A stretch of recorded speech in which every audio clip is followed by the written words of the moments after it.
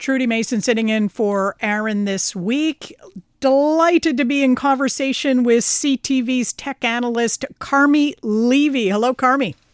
Hello, Trudy. So great to be back with you. Yes, old friend of CJ80 back in the day. I remember when you were actually on the premises. Very nice. Yep, it was my first serious job in media and easily my favorite of all time. Oh, that's nice of you to say. All right, we have lots to go over today, and I wanted to start with a milestone for Shazam because there's not a lot of services where you can say it's become a verb. You know, I'm Shazamming this. It's become part of everyone's kind of automatic go-to if they're interested in music and they listen to an eclectic assortment of music and they really want to know what they're listening to. So for folks who've never used Shazam, Carmi, maybe you should start by backgrounding what it does. Yeah, so Shazam is an app that lets you, let's say you're walking through the mall and you hear a song, and how many times have we heard a song and we're like, what is that? I don't know what that tune is. And sometimes you just can't get the answer and it sort of stays unanswered in your mind. Well, with Shazam, you pull out your phone, you open up the app, and you press the listen button, and it essentially listens to the song, and then it pops up the artist and the song name. It'll tell you everything you need to know about that song. It identifies songs just by listening to them. It's remarkable technology. It's been around since 2008. Apple bought them a few years ago. It's an app that you can download to any phone or tablet or device.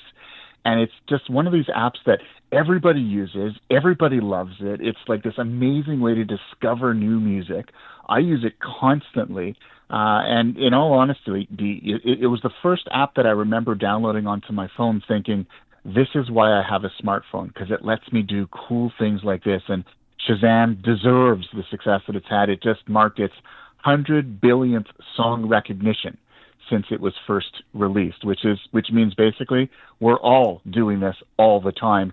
And I am not ashamed to admit I am one of them. Well, you know, it does strike me as my husband is the Shazammer. I don't actually have the app myself, but I'll often nudge him and go, Shazam that. And we've always been startled, first of all, by how very quickly it can work with a very small, often lousy quality sample of music. Like your example of walking through a mall and you hear something, you just hold your phone up and it can grab that sound and identify it so quickly. And even obscure stuff is what I've been impressed with too.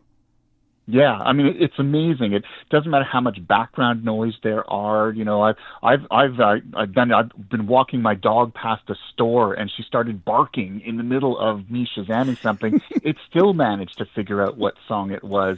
And of course, I had to apologize for my barking dog. So it's a remarkable application of programming and math and a whole bunch of sort of technological magic going on in the background.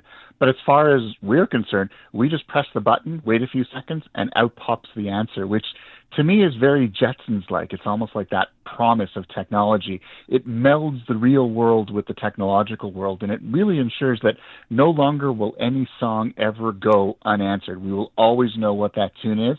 We'll always have an opportunity to then take that knowledge and then dig a little bit deeper, find out more about the artist, find out more about the song, you know, more music like it. Shazam is almost like a gateway into this really cool musical world. And if you're into music, and I've never met a Montrealer who wasn't, this is probably the one app that you should have on your device. And free to download, if I'm not mistaken, right, Carmi? Yep, free to download, free to use, and then as you sort of Shazam things, it'll sort of generate a list, and then you can listen to them directly in Apple Music. Apple bought the company a few years ago, so Shazam is being increasingly integrated with Apple Music and all the other Apple apps and services and devices, and so conceivably at some point we're going to see that Shazam logo in a whole bunch of areas, basically not even as a standalone app anymore. It'll be baked into everything that we use, just kind of a common service. We don't even think of it anymore, which to me is the ultimate application of technology. Speaking about users, let's talk about Blue Sky. This is the alternative to X or Twitter that some people seem to be jumping over to and, you know, saying, oh, I'm leaving the toxic swamp of X for bluer skies. And 20 million users now. Is that remarkable in your view, Carmi? It really is, because, you know, we've been talking about a so-called Twitter killer, and of course X was Twitter before Elon Musk bought it and renamed it for years. And for years, these, other apps would come and go, and they would sort of be the heir apparents, but they never quite achieved anything. The latest one was Post News. It shut down earlier this year. Mastodon flared for a little bit last year, but then kind of disappeared. It's still around, but no one actually does anything on it. So this is the first time that we're seeing a true sort of Twitter, now X alternative that seems to be reaching that tipping point, has kind of hit that critical mass where you show up, and it's not like an empty party where there's nobody in the gym. There are lots of people there. Everybody's dancing. Everyone's conversing with each other. And just over the last couple of months, I've noticed on my Blue Sky account, I've gone from posting into the silence where, basically you had crickets in response. Now, a whole lot of folks that I had been communicating with on X, they're now moving over from Blue Sky, and suddenly my network is full. I'm getting a lot more interaction and engagement on things that I post on Blue Sky than I ever did on X. So clearly something's going on. A lot of people are tired of Elon Musk, tired of the toxicity, tired of the changes to the terms of service that allow them to scrape your data for AI, tired of the political rhetoric, the disinformation, misinformation, conspiracy theories, you name it. And they're essentially saying, I want a kinder, gentler alternative. And that's what Blue Sky is. It really is, at least for now. It seems like sort of that heir apparent, and for now, at least, it seems to be sticking. Is it not inevitable, though, that the swamp monsters are going to come over, the trolls are going to come over? Oh, yeah. I mean, I think I like to describe the stage that we're at now as, we're all sitting around the campfire singing Kumbaya, and everyone just has the only nice things to say about each other and the app and the environment that it's in. However, we know full well that as these networks continue to grow, there will be more toxicity. Trolls find their audience, and you start to see more sort of challenging content being shared. But what's different between Blue Sky relative to X is that in X's case, when Elon Musk bought the company, he fired most of the staff. He got rid of the online moderators, the digital safety team. The algorithm got dialed up to 11. And so instead of showing you the people that you're following, it increasingly showed you algorithmically suggested content, things that you never even asked to see, ads that were completely irrelevant to your experience.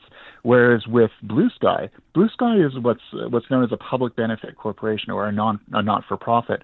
So the profit motive doesn't really fit into its ethos. It's designed to be a kinder, gentler version of X.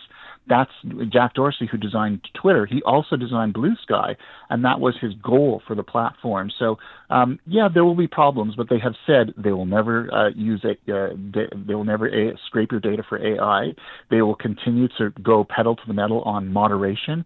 Safety is important to them, and they will do everything that they can to prevent the platform from becoming the digital hellscape that X has become. And knowing who's behind it, I kind of believe them, and it'll be interesting to see how that plays out.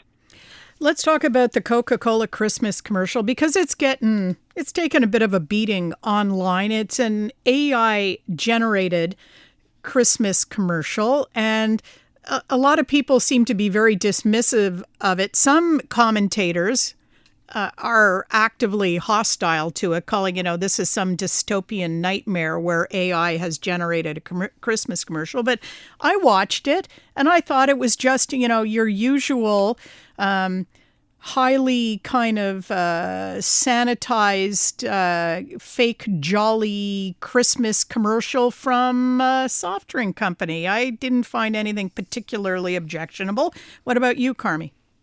Well, it's kind of by design, because back in the 90s, they had a campaign that was called Holidays Are Coming, and it also showed, polar bears and delivery trucks amid the snow in a very sort of pastoral, sort of Christmas-like scene, all designed to be kind of warm and fuzzy and aligned with the holiday season. And that's what this does. The difference, though, is back then they used traditional methods to produce it. This time they used a video generator known as Real Magic AI. And they put the disclaimer in very small print, so you only find out after the fact that it is, in fact, created by AI. And depending on which way you look at it, I mean, I've watched it early in the morning. I've watched it late at night when I'm, maybe a little bit more tired. I've tried it at different times to see if my mood affects it. In some cases, it's lovely and warm and fuzzy. In other cases, it's like there's really no humanity here. Like, they basically leaned on the technology. And if you're sort of a producer of content now, this technology is going to replace you. And so there's a lot of concern about how upfront companies like Coca-Cola are when they share content like this and when they switch everything over. And so, I'm kind of on the fence here.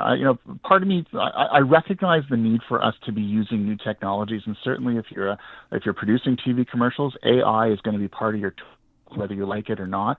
But I think it should complement what we do, not replace what we do. And I think to a certain extent, these commercials, there isn't as much humanity in them as I'm used to for a brand like Coca-Cola. And I'd like to see it a little warmer, a little fuzzier, maybe a little bit less high tech. Carmi, thanks very much. So great being with you, Trudy. Thanks for having me. CTV's tech analyst, Carmi Levy.